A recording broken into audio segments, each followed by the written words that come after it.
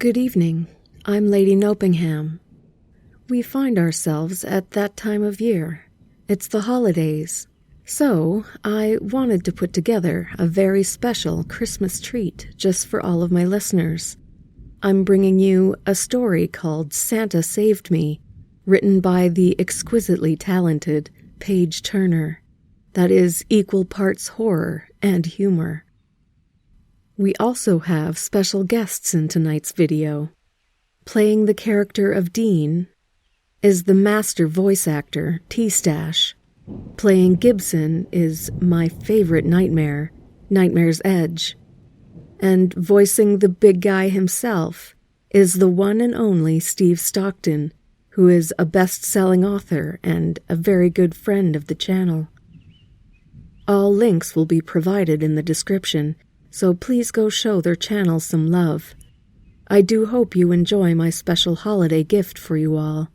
If so, please like and comment, and if you're in the giving spirit of the season, subscribe if you haven't already, and ding that bell so that you don't miss any upcoming videos. And now, on to the story.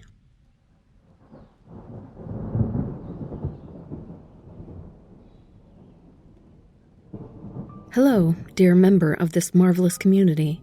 You have no idea how relieved I am to find you. I need your help. You don't know me, but please hear my story. If you or someone you know can provide any information, I would be most grateful. I'm aware I open myself up as a target to mockery, but it's worth the risk to find one person with a similar experience. If nothing else, I promise, even if you think I'm crazy, I won't bore you. I'm too afraid to tell my friends or family the truth. I know they won't believe me. You, dear friend, are my only hope for peace. This was the worst Christmas of my life. Either Santa Claus is real or my mind has finally broken in a way that feels forebodingly permanent. I can live with either, but I must know which. Even if it is the latter, it would hardly be the worst I've endured. No, the worst is easily when Mr. Monster Maker tried to kill me. That part is certainly real. The whole town knows about it. But let me start at the beginning so you can understand my sincerity. I flew home for the holidays to get away from all the overzealous, hormone-raging assholes at college, not find more. Being away from the dorms for 2 weeks was supposed to be relaxing. Unfortunately, I was only able to enjoy the first 2 days before things slid down shit hill. Our house is in the country. We have an alarm and cameras, but none of it helped. My parents are ER surgeons. I used to appreciate their long hours, but not anymore. Wednesday the 22nd, I drove Mom's car to dinner with high school friends, Sarah and Jen. They were the only other non-woo girls in our class, and therefore the only ones I stayed in touch with. Halfway through the meal, Jen's cousin arrived with a friend and joined us. It didn't thrill me, but it wasn't the end of the world. Her cousin wasn't bad, although Dean was annoying from the moment he sat down. He honed in on me immediately, trying to single me out for conversation and offering to buy my drinks. He looked decent. I might have given him a chance if I had been interested in dating at the time. The more I brushed him off, the harder he tried, as if he couldn't fathom why I was resisting. It's like he set out to systematically raise every red flag on my radar. They decided to hit a few bars after dinner, but I politely declined. I figured I would go home, relax, watch a few Christmas movies, and never see Dean again. That's how life would go for anyone else at least. But no, not me. I wasn't on the road 5 minutes before my phone started going crazy. It sounded like my last tweet was going viral, though I knew that was impossible. I'd be more likely to grow wings. Back home, I saw that Dean had found me on Twitter, then proceeded to like every post and comment on every selfie. They all said various forms of, "So beautiful," or, We have so much in common. Let's hang. He also sent a DM with his contact info and 4 paragraphs of creepy compliments that ended with a list of things he thought we had in common. I've never been so grateful to not have my address or number listed. I don't know why I didn't block him then and there. I didn't think he was dangerous so much as lonely and desperate. Instead, I texted Jen to find out what his deal was. I've included our conversation, beginning with her responses to numerous screenshots. Jen: I was wondering what he was doing. He's been buried in his phone since we got here. Ryan said their mothers are friends. Dean just moved here from his dad's house in Nevada, and Rye is supposed to help him make friends. Me: Weird way to make friends. Think your cousin can get him to ease up? Jen: I'll talk to him, no worries. I turned off notifications to Twitter and started a Christmas story. He already liked everything. I didn't think he could do much more. Both parents were back on the night shift, and I was determined that no one would ruin my blissful solitude. I almost didn't look when I heard Jen's texts 30 minutes later, but I assumed she was saying Dean wouldn't be an issue anymore. I wanted to send a quick thanks, and then forget I owned a phone for a few hours. Here's what was actually said. Jen: Okay, small problem. Maybe just block him and don't read any more messages. Me: You're freaking me out. I have 18 new messages since we talked. Jen: There's something wrong with that guy. Rye distracted him with darts for a few minutes, but he kept asking what kind of guys you like, where you live, and why we thought you weren't responding to him yet. I'm really sorry. I'm buzzed, and he was so annoying. I told him, maybe because you're going full stalker on her after a 20-minute conversation, and he got really upset. Me: The hell is wrong with you? Tell me he doesn't know where I live, Jennifer. Tell me that right now. Jen: Of course he doesn't. We wouldn't do that. But he immediately went back to his phone and started typing with a scary look on his face. Ryan said he had to get home and made Dean go with him. But he genuinely creeped me out. Go block him on everything. You better believe I did just that. But first, I took screenshots of the worst messages. I told myself I wanted them for evidence, just in case. But part of me wanted to see how far he went. The answer is way too far. I won't waste your time with the ramblings of a madman. Several contain nothing more than the word fuck used in various creative ways, but I would like to include a few so that you understand that I'm not exaggerating. 10:23 p.m. Weird. You still aren't home. Do you live outside the city? I know you aren't the kind of person who ignores a good guy like me. Only bitches and ditches do that. Joke. Get it? Anyway, call me when you get home. Drive safe. Lot of crazies out there. 10:33 p.m. Was that you trying to call? I'm having trouble with my phone. It froze when I tried to answer. Call me back before I gotta come find you. Kidding again. 10:38 p.m. Why is this bitch calling me a stalker just because I'm trying to be friendly? How does she know I've even messaged you? Pretty shitty you can talk smack about me, but not to me. You want to explain that? You're just like all the others. Everyone thinks you're so much better than me. You have no idea what I'm capable of. 10:50 p.m. Look, I'm sorry I got upset. That was really unlike me. I've been under a lot of stress with the move. I know we're perfect for each other. I just need you to give me a chance so you can see it too. What's your address? I want to apologize in person. I feel terrible. I know you deserve better, and I'm the best there is. You'll see. 10:57 p.m. I'm out of patience, bitch. If this is going to work between us, you have to start showing some respect. You've got about 30 seconds to start apologizing. That was the last one, and I didn't stay to see more.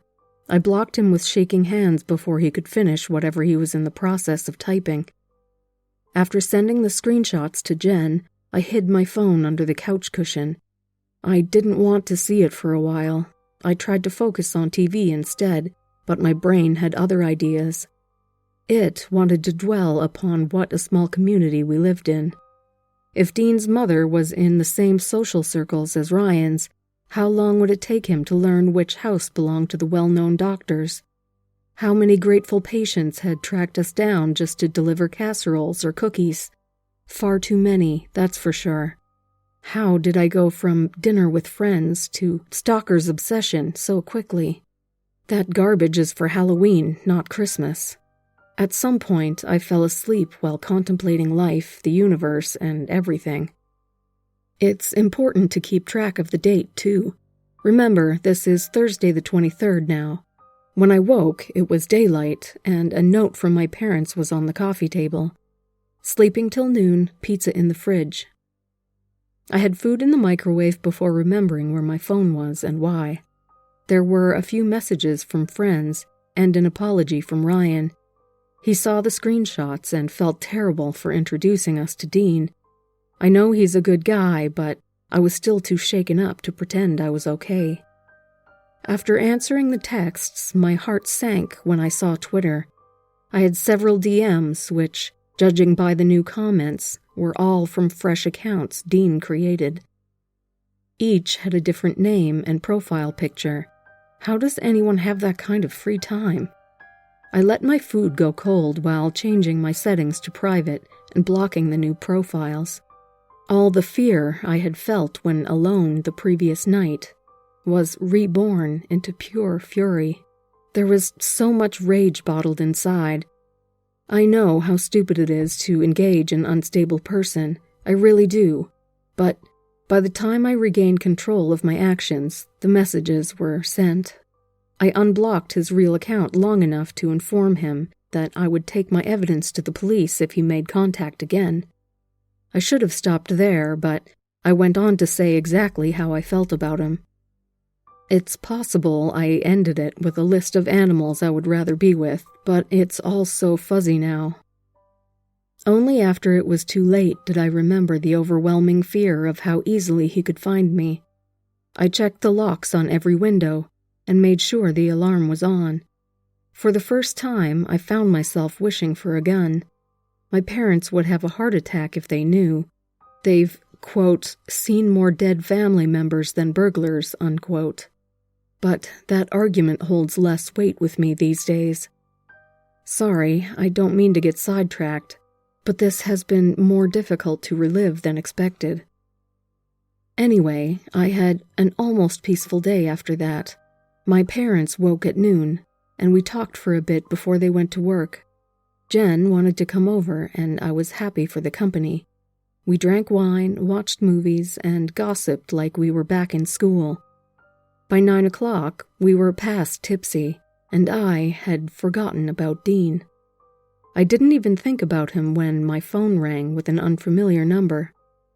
I don't answer those anyway. Even when it's not spam, it's never good. If someone has a real emergency, they'll text before giving up. The only reason to call is if you need to pressure someone into something unpleasant. I rejected 3 calls and accidentally opened one text in the process of blocking the number. There was no doubt who sent it. I know you hit the asshole button, you stupid whore. I'm done being treated like a bitch. We never did learn how he got my number, but I've had the same one since junior high. It wouldn't have been too hard if he asked the right people. Plus, now that the whole town knows what happened, there's no way anyone would admit to giving it to him. Still, it bothers me. I'm not sure why I've fixated on it. Not like it'll change anything, but I wish I knew. We Googled his name, hoping to learn something that may explain his behavior, but there was nothing aside from the normal social media accounts. Jen told Ryan he should let his mom know about her friend's creepy son. We didn't expect anything to come of it. I think we wanted to feel like we did something other than let him completely get away with it. Imagine our surprise when he responded with not only more apologies, but several news articles. It seemed that Robert Dean Travers, 20, of Shady Pines, Nevada, was the prime suspect in the deaths of 2 women and the disfigurement of another, ages 18 to 22. Mr. Travers was detained by police, but later released due to lack of evidence. There were also links to articles about each woman, including their pictures. It made me nauseous to see how similar we looked. It's true what they say about those guys having a type. There were no other suspects in the case and no attacks since Dean left the area. Jen told me not to read what he did to them, but I had to know. I needed to know. Assholes on the internet dubbed him the Monster Maker, which led to the press calling him Frankenstein. The survivor told police all she could, but obviously was unable to identify her attacker now that she was blind. Her testimony confirmed what police believed happened, but couldn't prove Dean was the culprit. He found these women in various places, but once he chose a mark, the rest was routine.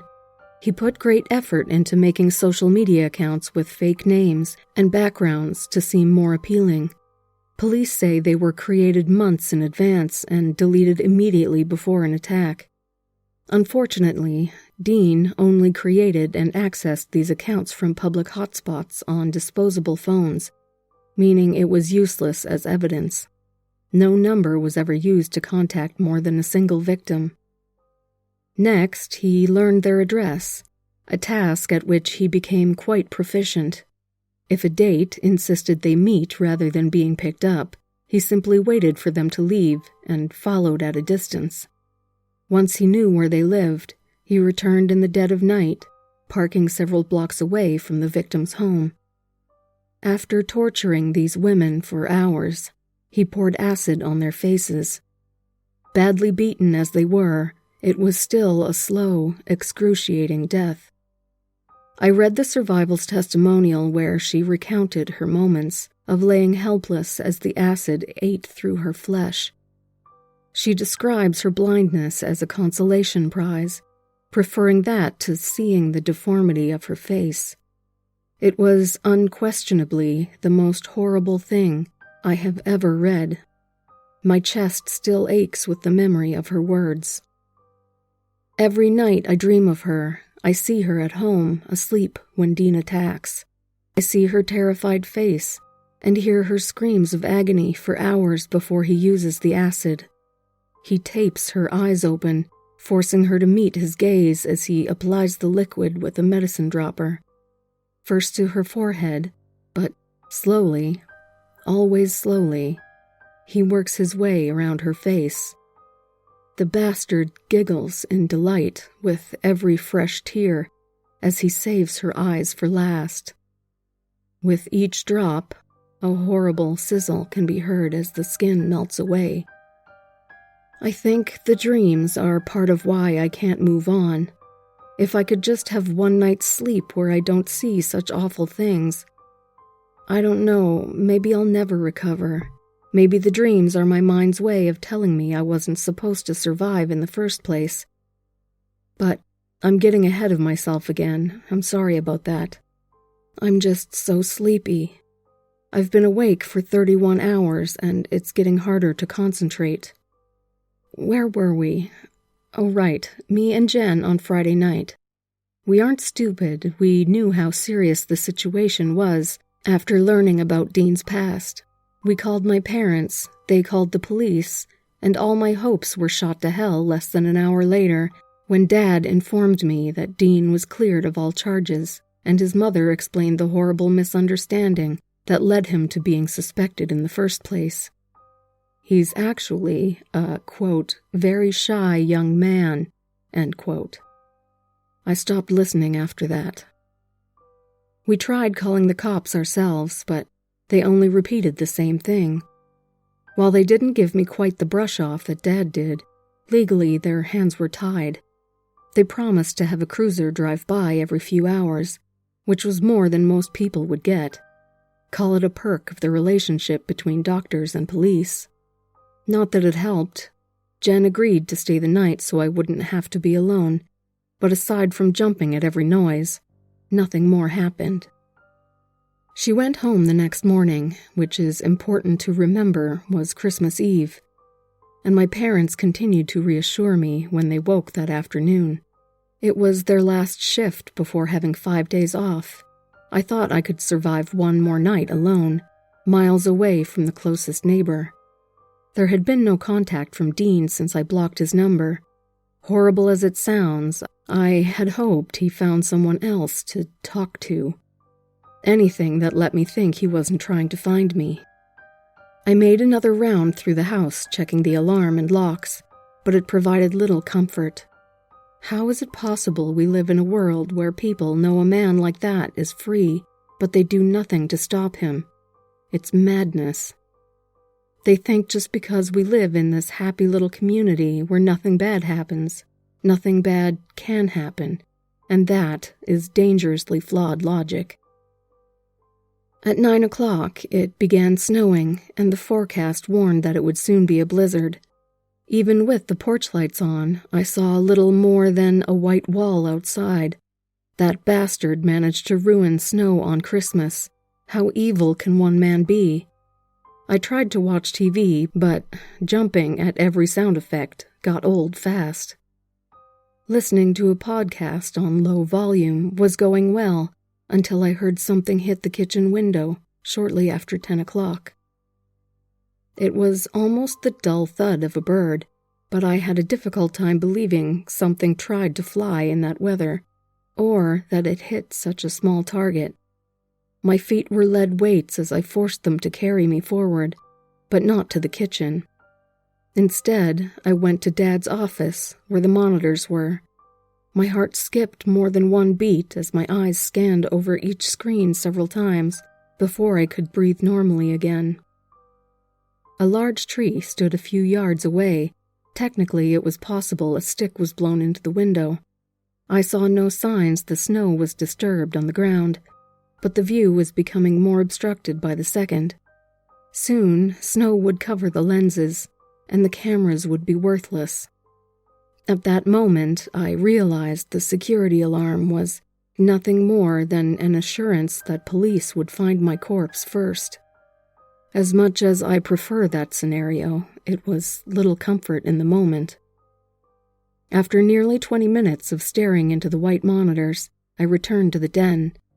Part of me wanted to crawl under my bed, but the idea of hiding in my room while I imagined Dean lurking down the hall seemed infinitely worse than sitting on the couch and imagining he was in the bushes. No matter what I did to feel safe, my mind found a new way to show me why it wouldn't help. I hate my brain. That bitch is lucky I can't lay hands on her. That's all I'll say about that. It was roughly 10 minutes later when I heard another soft thud, this time from the dining room. I stood before the yellow curtains, trembling, trying to mentally will the curtains aside rather than lift my shaking arms.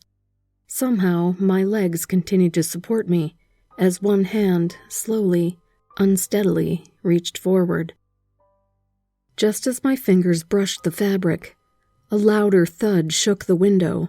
I screamed, falling backwards and landing hard on my ass. I remained frozen, listening to the horrifying crunch of heavy snow as heavy footsteps approached. When they finally came to a stop, I heard something different, something like metal dragging lightly across the glass. That's what erased all doubts of mere paranoia. There was no natural explanation for the deliberate noise I heard. My mind screamed to run, but I only whimpered. It seems I have neither fight nor flight, only freeze. I managed to slide backwards across the floor until I was beneath the dinner table. Making no efforts to lower my voice, I called 911.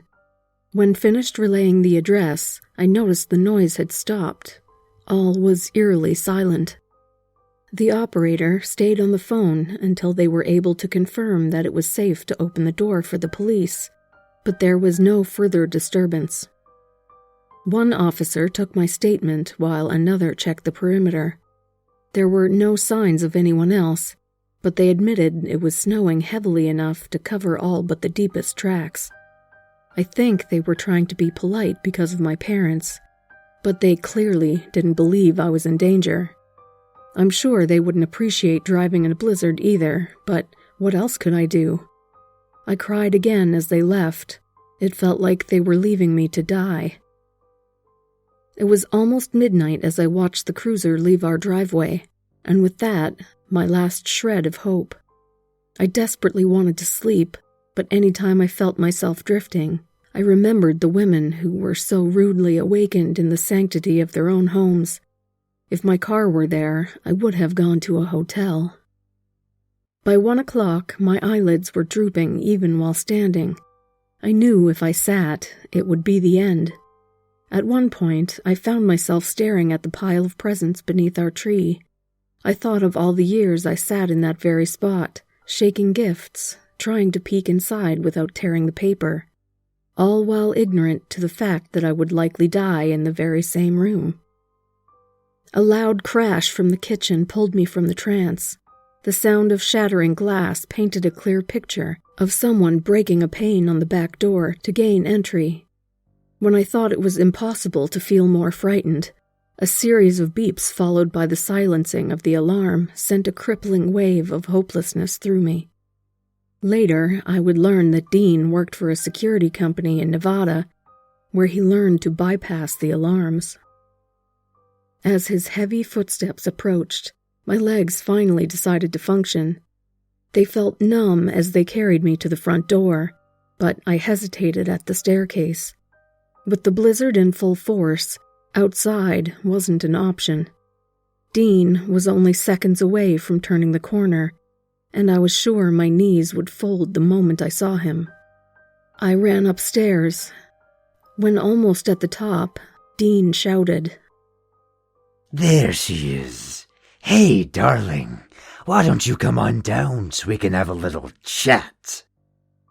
No wonder his last victim couldn't identify his voice. He sounded like a completely different person. It was husky and sinister, almost inhuman. Without risking a glance back, I kept running forward, trying to reach the bathroom. It was the only room with a lock. Not that I thought that would save me, but what else could I do? The maniac was fast. He collided into the door before it would latch. It slammed into my nose, and warm, sticky blood sprayed as I struggled to push against his body weight. He overpowered me effortlessly, pushing the door hard enough to smash my head into the wall behind it. My vision went dark, and in the last moments before losing consciousness, I remember thinking, I hope I don't have to wake up after. When I woke, there were a few seconds where I forgot my circumstances. I couldn't understand why I was in a sitting position, or why my head ached so miserably. The moment my memory returned, panic surged through me, and I opened my eyes to see Dean seated across from me, smiling in a deranged way even Pennywise would find disturbing. I was tightly bound to a dining room chair, with ropes eating into my wrists, ankles, and torso.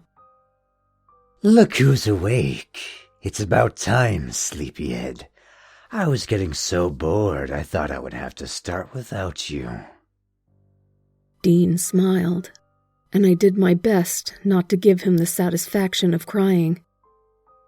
I was still a little delirious, but a strange calmness possessed me. It happened. I was caught, and soon I would beg for death before being murdered, but there was nothing I could do about it while tied to that chair. I felt dizzy and nauseous, but I was beginning to accept my fate. I decided my only goal was to hurt him as badly as possible in the process.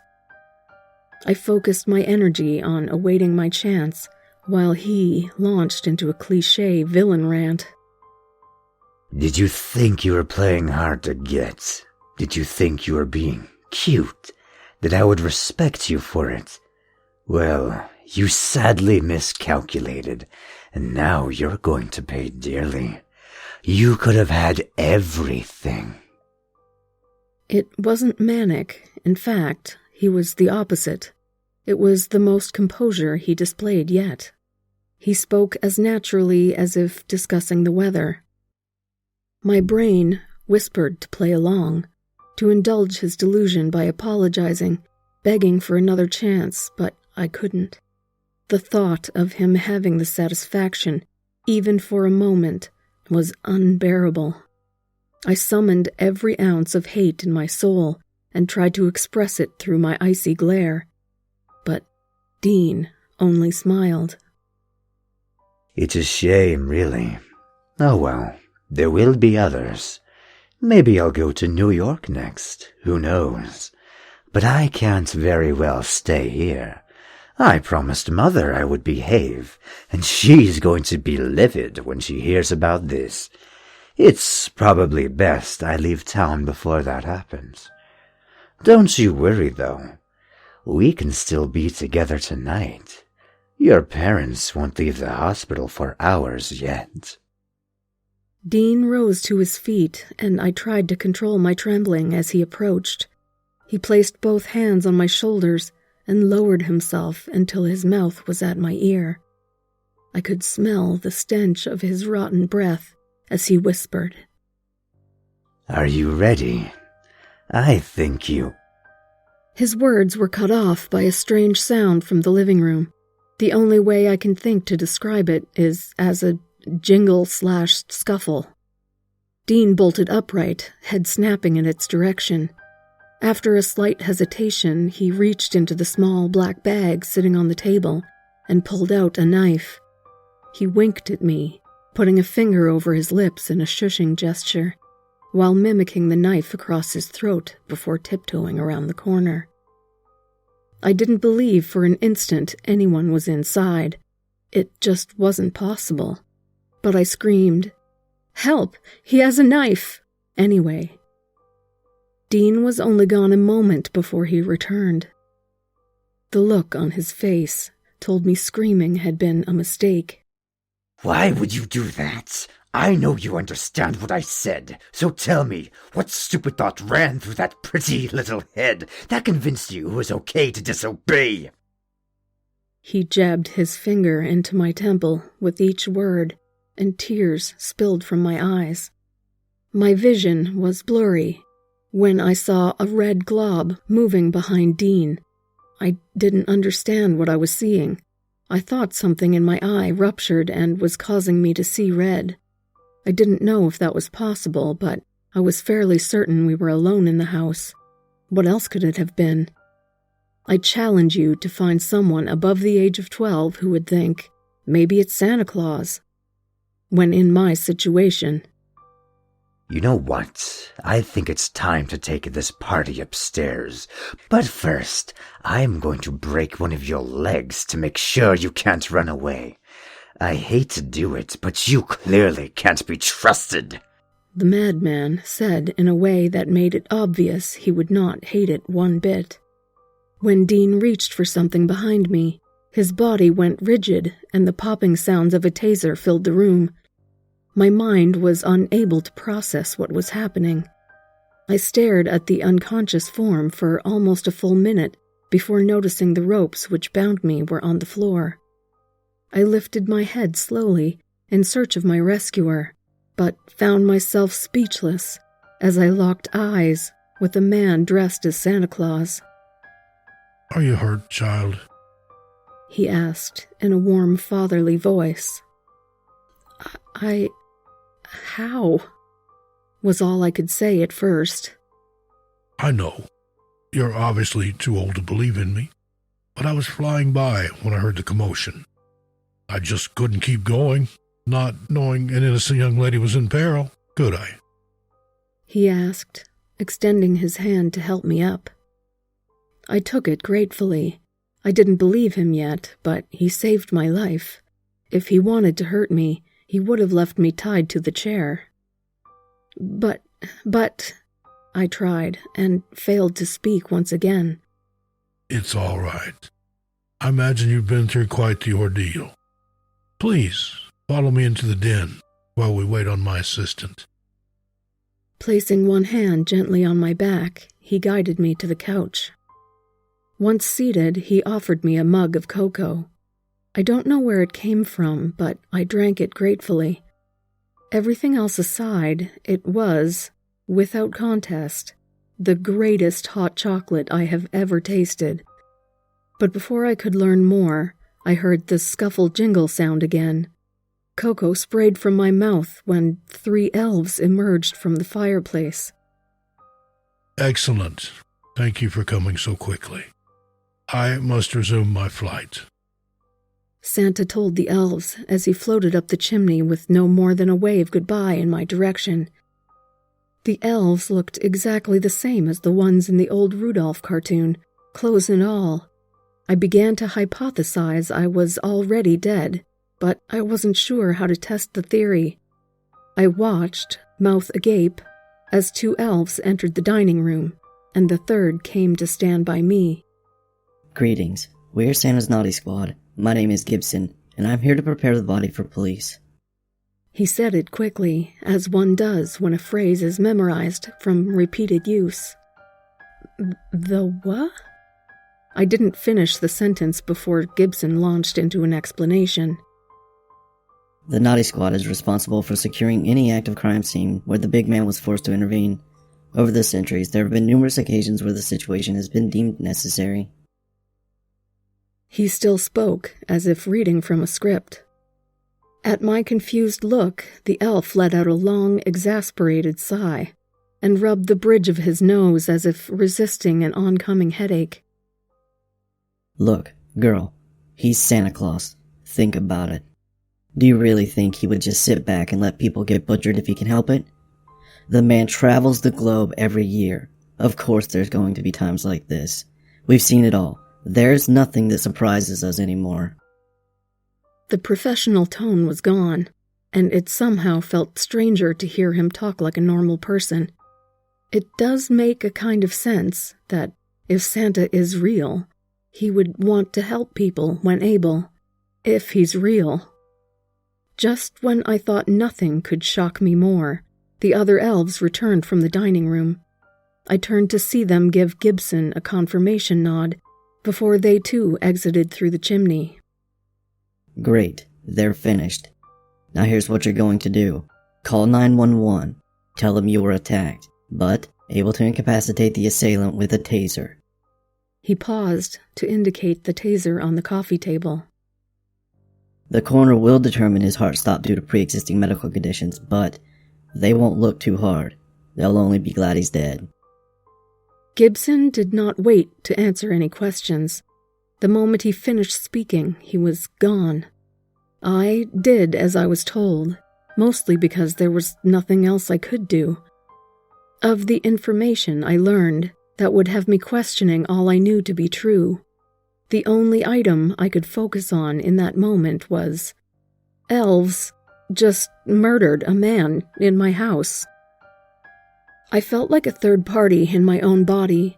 As I called 911 to explain the dead serial killer, it seemed like I was watching someone else in a movie. Seeing the sirens fill our yard was surreal. Cop cars, ambulances, and fire trucks lit up our dirt road. I stayed on the couch, giving my story to the lead detective, as dozens of people marched through the house. My parents were the worst part when they made it home. They raised such a fuss. It was almost dawn when the last official vehicle left, and I wanted nothing more than to sleep until noon. We did the best we could to have a happy Christmas, but our hearts weren't in it. I don't tell them about my nightmares. They wouldn't understand. The next day, a profiler with the FBI said the stress of a new environment, especially under the circumstances of Dean's relocation, is what began his spiral. She believes he felt pressured to establish himself in a new community, and, Given that he pursued me after I knew his real identity, he had no intentions of harming me at first. It's far more likely he intended to marry me to further his cover as a normal member of society. For a man accustomed to instantly winning his target's affections, my repeated dismissals would have been difficult to tolerate, even on a good day. Coupled with the fact that he was already on edge, guaranteed disaster. Essentially, the more I rejected him, the more he lost his ability to reason. I'm back at college now, but I still can't get this out of my head. It's killing me to stay awake, but the alternative is dreaming of the girl again. I don't want to see her anymore. It's unbearable. I feel as if it will never stop until I learn the truth. Please, has anyone else met the Naughty Squad? Or am I crazy?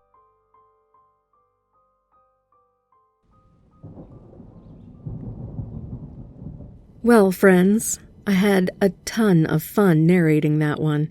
I had to keep editing out my laughing at the end, so a huge thank you to Paige Turner for allowing us to narrate this amazing story. And thank you so much to our guest voices, T. Stache, Nightmare's Edge, and Steve Stockton. You all did a fantastic job. Well, I truly hope you are all able to celebrate, or not celebrate, the holidays in the way that makes you most happy. I love you all. Good night.